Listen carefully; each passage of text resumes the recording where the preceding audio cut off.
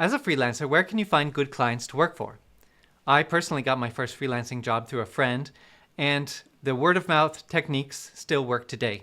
If you have any friends who need your services, it's not a bad way to start freelancing, but you probably won't be able to find enough work from your personal connections alone to keep you employed full-time. Most freelancers these days find clients on the internet. But how? First, let me share the hard way to find clients. The first technique recommended by some freelancing experts is to send hundreds of emails to potential clients advertising your services.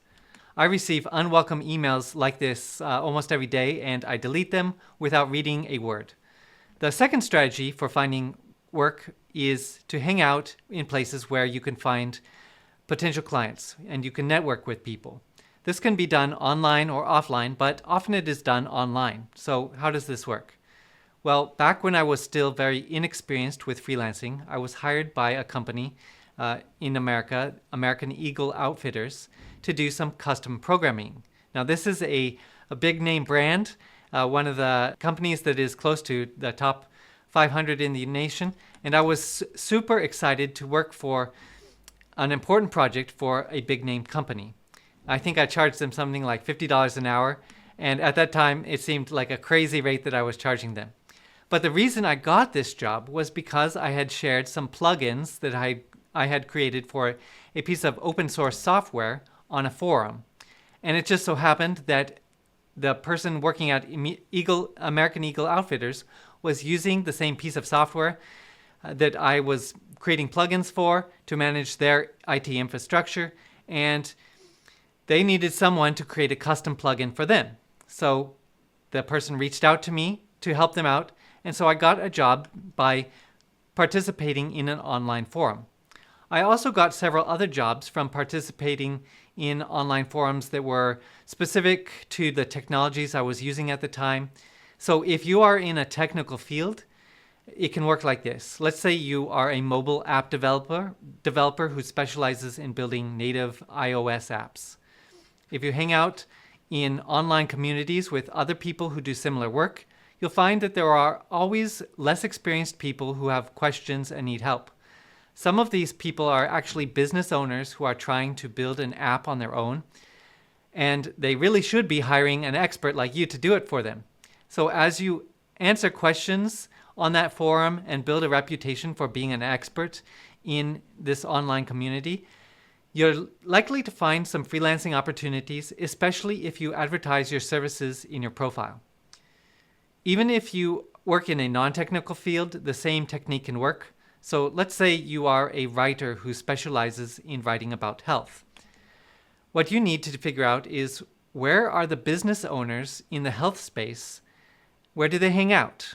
As you participate in Facebook groups and other online communities, you will meet business owners who need people to write blogs about topics that you are an expert on. And they will also notice the quality and the personality of the posts that you write online in these online communities. So this allows potential clients to reach out to you and you to reach out to potential clients in a natural way as you participate in these online communities, Facebook groups and things like that. But as I said, these are relatively difficult ways to find clients, so they aren't ideal for most people who are just starting out. An easier way is to go to the places where people are looking to hire someone. In other words, a freelancing platform. The biggest challenge here is just knowing which platform you should join, because there are so many different freelancing platforms and most of them simply are not worth your time. But there are some platforms that can provide you almost limitless opportunities for work. So these good platforms fall into two general categories. Some are like UpWork and Fiverr. They are open communities that allow practically anyone to join as a freelancer. And then there's other freelancing platforms like TopTal that make you go through a rigorous screening process so that clients can be assured that they are getting matched with freelancers who are at the top of their game.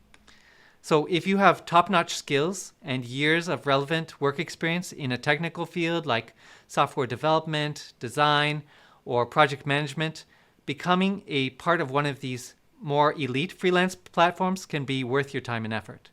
So I'll tell you a little story. Back in 2018, I was getting back into freelancing again.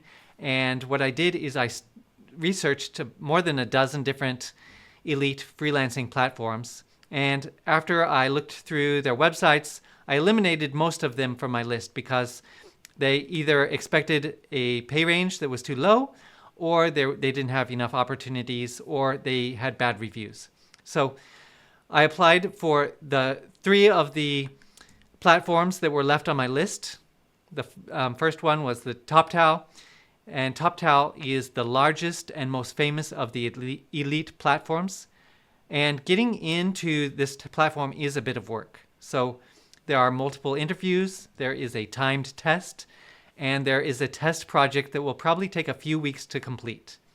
The whole process can take anywhere from 2 to 5 weeks usually, and even if you're really good at what you do, you might not pass the screening.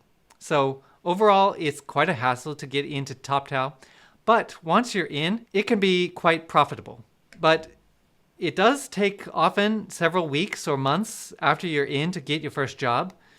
So it could be, from the time you start the process of applying for TopTal till you get your first job, it could be several months. But once you're in, then there are several reasons why TopTal is a great platform. So first is the flexibility. You are allowed to set your availability from 0 hours a week up to 50 hours a week. So if you have 1 or more long-term part-time engagements and you want more work, you can set your availability to 10 hours a week or 20 hours a week. Or maybe you know that one of your contracts is about to end and you want another full-time engagement. You can set your availability and you can try to line up a new engagement on TopTal before the engagement you're working on ends. The second benefit of TopTal is that when a client brings a job to the platform, the TopTal recruiters start reaching out to freelancers on the platform that seem to be a good match. So even if you aren't actively searching for a job on the platform, you might be invited to an exclusive interview with a client. Another big plus is that you can set your own rate, and most clients coming to TopTal to hire someone are already ready to pay top dollar for top talent. So TopTal can be a very good platform to work on, but since it takes a lot of time and effort to be accepted, I recommend looking to another platform first and then maybe applying to TopTal later when you have time or when your skills are at a higher level. Now, the next elite platform that I applied for was Gun.io, and I have only good things to say about this platform. The application process is a lot simpler, and it's based mostly on your past history of achievements, which you need to demonstrate with a portfolio. So you'll have to build a complete profile that showcases your past work before you will have an opportunity to be interviewed. But Gun.io jobs tend to last at least several months, and you're usually working together with an awesome team of people. The last elite platform that I joined was X-Team, and I got in through their screening process, but it actually turned out that they were not a good fit for me because they were looking only for full-time developers. And I prefer more flexibility. I don't want to work full-time or only for one specific client all the time. So this might be good for you if you're in the programming space and you want a full-time job that's fairly stable. But there are other elite platforms that are similar to this also, like Crossover and Turing, but I don't have any specific experience with those platforms. Now, in addition to these elite platforms, which you can consider, if you're not there yet, you can consider them for the future. But at the moment, you can go to a bunch of open freelancing platforms. But most of these, as I said, are a waste of your time. But there are some exceptions. UpWork is the world's largest freelancing platform, and it can be a bit of a wild west on the platform because it's open to anyone who wants to hire and anyone who wants to work as a freelancer.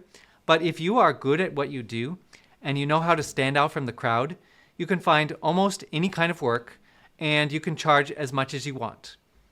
So UpWork is one of the easiest platforms to start on, and it also has the most potential for finding work. You will learn all about UpWork in this challenge, And it is the place that I recommend for most freelancers to start if they want to start freelancing as quickly as possible. Now, the next big and famous freelancing platform is Fiverr. And it's quite different than UpWork. On Fiverr, you can only provide fixed price packaged services. And this is not ideal for most types of work. On UpWork, you can do hourly work, which works much better for someone starting out in freelancing.